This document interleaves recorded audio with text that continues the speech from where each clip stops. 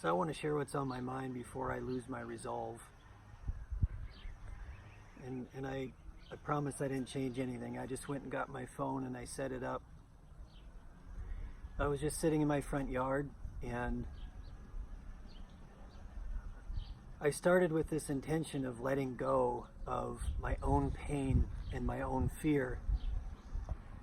My hands are shaking. It's hard to flip the screen, but I started with just my own work, my own healing, and things that I needed to let go, things that I needed to release.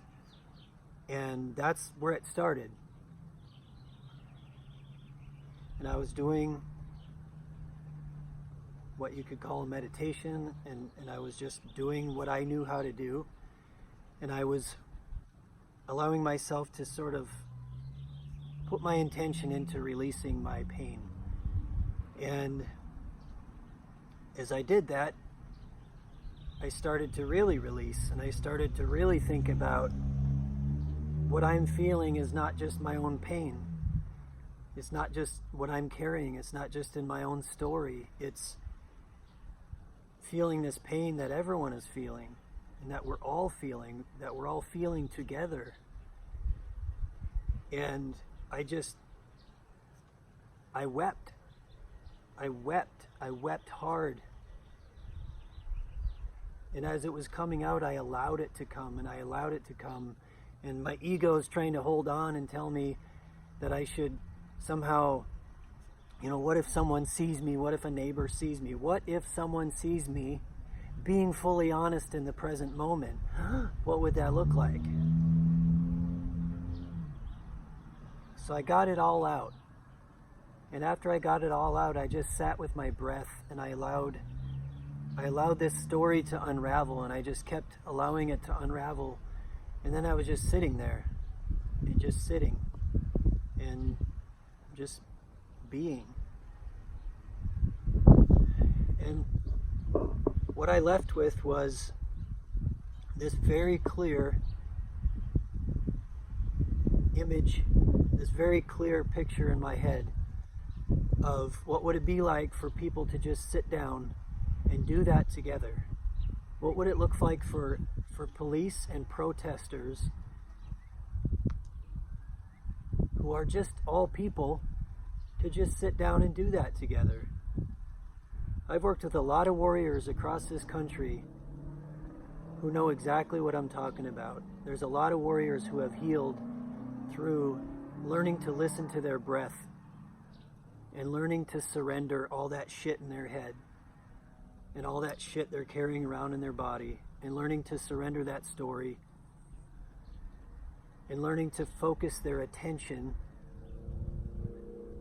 in spite of all the weight they're carrying, in spite of all the feelings, and then to focus their intention and their commitment, and just to do that by listening to the breath and surrendering in the moment and being. And I know a lot of warriors out there who are now people in uniform who could do that. And I don't believe there's any policy that would prevent anyone from doing that.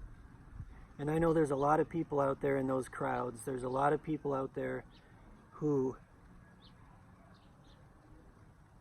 are feeling broken and have felt broken and have been broken. We're all suffering from generational trauma. We are all suffering from generational trauma that we pass on and we pass on and we passed on. And there are those people out there who prey on our generational trauma. They prey on our trauma. They prey on our divisions. They prey on our fears. So what would it be like to fully surrender? What would it be like to fully live from that place of intention? To fully set your intention in the present moment in a place of love and strength. Love and strength. Balance. To me, that would be an act of bravery. To me, that would be an act of love. It would be an act of humility. It would be an act of strength. What would it look like for people of all backgrounds to simply sit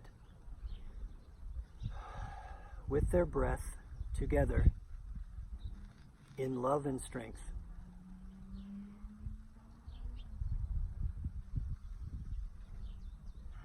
What could that spark? How would that resonate from individual to individual?